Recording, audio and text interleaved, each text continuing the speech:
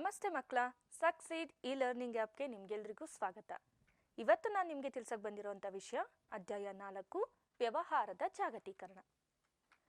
ಜಾಗತೀಕರಣ ಇತ್ತೀಚೆಗೆ ಈ ಪದವನ್ನು ನಾವು ಎಲ್ಲ ಕ್ಷೇತ್ರಗಳಲ್ಲೂ ಕೇಳುತ್ತಿರುವಂತಹ ಚಿರಪರಿಚಿತವಾದ ಪದ. ಜಾಗತೀಕರಣದಲ್ಲಿ ಎಲ್ಲ ದೇಶಗಳು ಒಂದು ಇನ್ನೊಂದರ ಪರಸ್ಪರ ಅವಲಂಬನೆಯಲ್ಲಿರ್ತವೆ. ಈ ವಿದ್ಯಮಾನವು ವ್ಯವಹಾರದ ಕ್ಷೇತ್ರಕ್ಕೂ ಹೊಸತೇನಲ್ಲ, ಆದರೆ ಇತ್ತೀಚೆಗೆ ಇದು ಬಹಳಷ್ಟು ಪ್ರಗತಿಯನ್ನು ಸಾಧಿಸಿದೆ. ಹಾಗಿದ್ರೆ ಇದಕ್ಕೆ ಕಾರಣಗಳೇನು?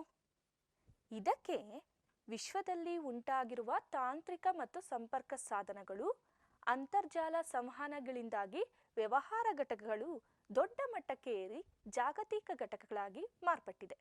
ಇದರಿಂದ ಪ್ರಪಂಚದ ಎಲ್ಲ ದೇಶಗಳ ಮಧ್ಯೆ ನಿಕಟ ಸಂಬಂಧ ಮತ್ತು ಪರಸ್ಪರ ಅನ್ಯೋನ್ಯತೆ ಉಂಟಾಗಿ ವ್ಯವಹಾರವು ವಿಶ್ವವ್ಯಾಪ್ತಿಯಾಗಿದೆ. ಈ ಅಧ್ಯಾಯದಲ್ಲಿ ನಾವು ಕಲಿಯಬೇಕಾದಂತಹ ಅಂಶಗಳು ಯಾವುದು ಅಂದರೆ 1. ಜಾಗತೀಕರಣದ ಅರ್ಥ. 2. ಜಾಗತೀಕರಣದಲ್ಲಿ ಅಡಕವಾಗಿರುವಂತಹ ಅಂಶಗಳು. 3.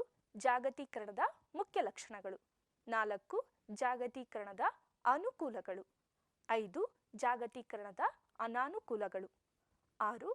ವಿಶ್ವ ವ್ಯಾಪಾರ ಸಂಘಟನೆ. ಈಗ ಮೊದಲನೇದಾಗಿ ನೋಡೋದಾದ್ರೆ ಜಾಗತೀಕರಣದ ಅರ್ಥ. ಜಾಗತೀಕರಣದ ಅರ್ಥದ ಬಗ್ಗೆ ನೋಡೋದಾದ್ರೆ ಅಂತಾರಾಷ್ಟ್ರೀಯ ಹಣಕಾಸು ನಿಧಿಯು ಅಂದ್ರೆ IMF ಜಾಗತೀಕರಣವನ್ನು ಈ ರೀತಿ ವ್ಯಾಖ್ಯಾನಿಸಿದೆ. ಅದೇನು ಅಂದ್ರೆ ಸರಕು ಮತ್ತು ಸೇವೆಗಳು ಹಾಗೂ ಅಂತಾರಾಷ್ಟ್ರೀಯ ಬಂಡವಾಳದ ಹರಿವು ತೀವ್ರ ಮತ್ತು ವ್ಯಾಪಕವಾದ ತಾಂತ್ರಿಕತೆಯ ಪ್ರಸರಣಗಳ ಮೂಲಕ ವಿಶ್ವದಾದ್ಯಂತ ಹೆಚ್ಚಿನ ಪ್ರಮಾಣದ ವೈವಿಧ್ಯತೆಯ ಗಡಿಯಾಚೆಗಿನ ವ್ಯವಹಾರಗಳಿಂದಾಗಿ ಹೆಚ್ಚುತ್ತಿರುವ ದೇಶಗಳ ಅಂತರ ಸ್ವಾವಲಂಬನೆ ಎಂದು ವ್ಯಾಖ್ಯಾನಿಸುತ್ತೆ. ಈ ವ್ಯಾಖ್ಯೆಯಿಂದ ನಮಗೆ ಅರ್ಥವಾಗೋದೇನೆಂದ್ರೆ ಜಾಗತೀಕರಣವು ಸರಕು ಮತ್ತು ಸೇವೆಗಳ ಹೆಚ್ಚುತ್ತಿರುವ ಗಡಿಯಾಚೆಯ ಚಲನೆ, ಬಂಡವಾಳದ ತಾಂತ್ರಿಕತೆಯ ಮತ್ತು ಮಾಹಿತಿಯ ಅಂತಾರಾಷ್ಟ್ರೀಯ ಹರಿವು, ಇಡೀ ವಿಶ್ವವನ್ನೇ ಒಂದು ಮಾರುಕಟ್ಟೆಯನ್ನಾಗಿಸಿಕೊಂಡು ಕಚ್ಚಾ ವಸ್ತುಗಳು ಮತ್ತು ಇತರ ಸಂಪನ್ಮೂಲಗಳನ್ನು ವಿಶ್ವದ ಅಗ್ಗವಾದ ಮಾರುಕಟ್ಟೆಯಿಂದ ಪಡೆಯೋದು, ವಿಶ್ವದ ಯಾವುದೇ ಪ್ರದೇಶದಲ್ಲಿ ಕಡಿಮೆ ವೆಚ್ಚದಲ್ಲಿ ಸರಕುಗಳನ್ನ ಉತ್ಪಾದಿಸೋದು. ಈ ಮೇಲಿನ ಅಂಶಗಳು ನಮಗೆ ಜಾಗತೀಕರಣ ಎಂದರೇನೆಂಬುದನ್ನು ತಿಳಿಸ್ಕೊಡುತ್ತೆ. ಇನ್ನು ಎರಡನೇದಾಗಿ ನೋಡೋದಾದ್ರೆ ಈಗ ಜಾಗತೀಕರಣದಲ್ಲಿ ಅಡಕವಾಗಿರುವಂತಹ ಅಂಶಗಳನ್ನು ಕಲಿಯೋಣ.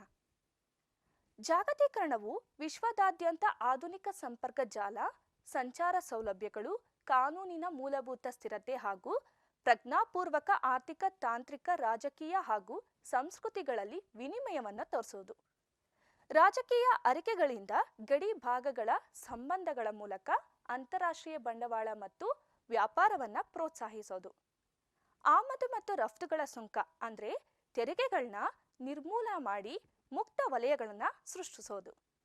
ಸಾರಿಗೆ ವೆಚ್ಚವನ್ನು ಸಮುದ್ರಯಾನದಲ್ಲಿ ಕಂಟೈನರ್ ಸೇವೆಗಳ ಅಳವಡಿಕೆಯಿಂದ ಕಡಿಮೆ ಮಾಡೋದು. ಬಂಡವಾಳ ಹತೋಟಿಯನ್ನ ಕಡಿಮೆಗೊಳಿಸೋದು ಅಥವಾ ನಿರ್ಮೂಲನ ಮಾಡುವುದು. ವಿಶ್ವವ್ಯಾಪ್ತಿ ಸಂಸ್ಥೆಗಳಿಗೆ ಪ್ರೋತ್ಸಾಹಧನ ಅಂದ್ರೆ ಸಬ್ಸಿಡಿಯನ್ನ ಸೃಷ್ಟಿಸೋದು. ಅನೇಕ ದೇಶಗಳ ನಡುವೆ ಭೌತಿಕ ಆಸ್ತಿ ಸಂಬಂಧ ಕಾಯ್ದೆಗಳು, ನಿರ್ಬಂಧಗಳಿಲ್ಲದೆ ಸಾಮರಸ್ಯವನ್ನ ಉಂಟು ಮಾಡೋದು. ನಂತರ ನಾವು ಈಗ ಈ ಜಾಗತೀಕರಣದ ಮುಖ್ಯ ಲಕ್ಷಣಗಳು ಯಾವುದು ಅನ್ನೋದನ್ನ ತಿಳ್ಕೊಳ್ಳೋಣ. ಜಾಗತೀಕರಣವು ವಿಶ್ವದ ಆರ್ಥಿಕತೆಯ ಏಳಿಗೆಗಿಂತ ತೀವ್ರವಾಗಿ ಅಂತಾರಾಷ್ಟ್ರೀಯ ವ್ಯಾಪಾರವನ್ನ ಹೆಚ್ಚಿಸುತ್ತೆ. ಅಂತಾರಾಷ್ಟ್ರೀಯ ಬಂಡವಾಳವನ್ನು ವೃದ್ಧಿಸಿ ಬಂಡವಾಳದ ಹರಿವನ್ನು ಮತ್ತು ಬಂಡವಾಳದ ನೇರ ಹೂಡಿಕೆಯನ್ನು ಹೆಚ್ಚಿಸುತ್ತೆ. ಅಂತಾರಾಷ್ಟ್ರೀಯ ವ್ಯಾಪಾರ ಕರಾರುಗಳನ್ನು ಸೃಷ್ಟಿಸುತ್ತೆ. ಇದರಿಂದಾಗಿಯೇ ವಿಶ್ವ ವ್ಯಾಪಾರ ಸಂಸ್ಥೆ ಪ್ರಾರಂಭವಾದದ್ದು. ವಿಶ್ವ ಹಣಕಾಸಿನ ನೀತಿಯನ್ನು ಅಭಿವೃದ್ಧಿಪಡಿಸುತ್ತೆ. ಅಂತಾರಾಷ್ಟ್ರೀಯ ಸಂಸ್ಥೆಗಳಾದ ವಿಶ್ವ ವ್ಯಾಪಾರ ಸಂಘಟನೆ ಅಂದ್ರೆ WTO ಮತ್ತು ಅಂತಾರಾಷ್ಟ್ರೀಯ ಹಣಕಾಸು ನಿಧಿ ಅಂದ್ರೆ IMFಗಳ ಪಾತ್ರ ಹೆಚ್ಚಿಸುತ್ತೆ. ಕೆಲವು ಆರ್ಥಿಕ ವ್ಯವಹಾರ ಪದ್ಧತಿಗಳಾದ ಹೊರ ನೆರವು ಅಂದ್ರೆ ಔಟ್ಸೋರ್ಸಸ್ ಮುಂತಾದವುಗಳನ್ನು ಬಹುರಾಷ್ಟ್ರೀಯ ಸಂಸ್ಥೆಗಳ ಮೂಲಕ ಹೆಚ್ಚಿಸುತ್ತೆ. ಅಂತಾರಾಷ್ಟ್ರೀಯ ಸಾಂಸ್ಕೃತಿಕ ವಿನಿಮಯಗಳನ್ನು ಹೆಚ್ಚು ಮಾಡುತ್ತೆ. ವಿವಿಧ ಸಾಂಸ್ಕೃತಿಕ ಪದ್ಧತಿಗಳನ್ನು ಹರಡಲು ಸಹಾಯ ಮಾಡುತ್ತೆ. ಅಂತಾರಾಷ್ಟ್ರೀಯ ಸಂಚಾರ ಮತ್ತು ಪರ್ಯಟನೆಗಳಿಗೆ ಅವಕಾಶಗಳನ್ನು ಒದಗಿಸುತ್ತೆ. ದೇಶಗಳ ನಡುವೆ ವಲಸೆ ಹೋಗುವುದನ್ನು ಹೆಚ್ಚಿಸುತ್ತೆ. ಇದು ಕಾನೂನು ಬಾಹಿರ ವಲಸೆಗಳಿಗೂ ಅವಕಾಶವನ್ನು ಕಲ್ಪಿಸಿಕೊಡುತ್ತೆ. ಸ್ಥಳೀಯ ಆಹಾರ ಪದಾರ್ಥಗಳು ಪ್ರಪಂಚದಾದ್ಯಂತ ಹಬ್ಬಲು ಸಾಧ್ಯವಾಗುತ್ತೆ. ವಿಶ್ವವ್ಯಾಪ್ತಿ ಸಂವಹನ ಸಂದೇಶ, ಅಂತರ್ಜಾಲ ಮತ್ತು ಸಂಪರ್ಕ ಸಾಧನೆಗಳು ತಮ್ಮ ಮೂಲಭೂತ ಸಾಧನೆಗಳೊಂದಿಗೆ ಗಡಿಗಳನ್ನು ದಾಟಿ ಹೋಗಲು ಸಹಾಯ ಮಾಡುತ್ತೆ. ಮಾಹಿತಿಗಳ ವಿನಿಮಯ, ತಾಂತ್ರಿಕತೆ, ಸೆಲ್ಫೋನ್ಗಳು, ಅಂತಾರಾಷ್ಟ್ರೀಯ ದೂರ ಸಂಪರ್ಕ, ಕ್ಷಿಪಣಿಗಳು ರೂಢಿಗೆ ಬರುತ್ತವೆ. ಈಗ ನಾವು ಜಾಗತೀಕರಣದಿಂದ ಆಗುವಂತಹ ಅನುಕೂಲಗಳನ್ನು ನೋಡೋಣ. ಮೊಟ್ಟ ಮೊದಲನೇದಾಗಿ ಇದು ಆರ್ಥಿಕ ಬೆಳವಣಿಗೆಯನ್ನು ಉತ್ತೇಜಿಸಿ ಹೆಚ್ಚಿನ ಸರಕು ಮತ್ತು ಸೇವೆಗಳು ವಿಶಾಲವಾಗಿ ಉತ್ಪಾದನೆಯಾಗಲು ಸಹಾಯ ಮಾಡುತ್ತೆ.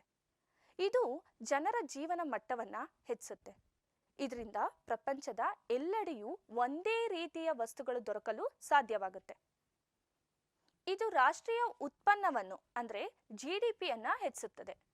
ಇದು ದೇಶದ ಜನರ ವರಮಾನವನ್ನು ಹೆಚ್ಚಿಸುತ್ತೆ. ಬೇರೆ ಬೇರೆ ದೇಶಗಳ ವಸ್ತುಗಳನ್ನು ಮಾರುಕಟ್ಟೆಯಲ್ಲಿ ದೊರಕುವುದರಿಂದ ಜನರಿಗೆ ವಸ್ತುಗಳ ಆಯ್ಕೆಯಲ್ಲಿ ವಿಶಾಲತೆ ಕಂಡುಬರುತ್ತದೆ.